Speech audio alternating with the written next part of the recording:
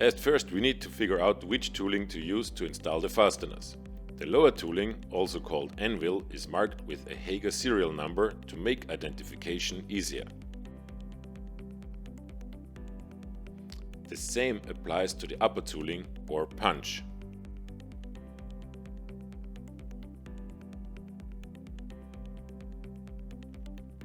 At first we will be mounting the bottom tooling onto the tool holder, which will be secured by tightening the fast connection lever.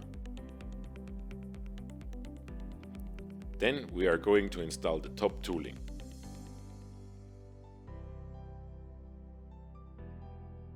The punch is fixed with 2 Allen screws.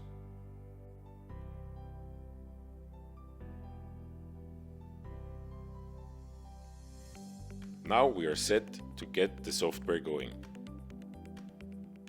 We switch to the manual mode and select the fastener type. We install a fastener made of steel, FH style, metric thread, M5 size. In this window you can see the default setting for the chosen fastener type.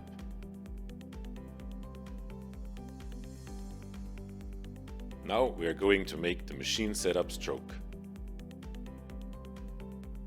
Insert the fastener in the material, then place it between the punch and the anvil.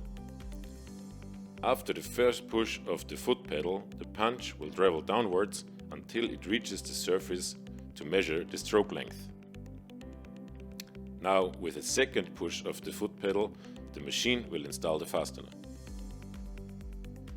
If the fastener is installed properly, you can go on with installing further fasteners.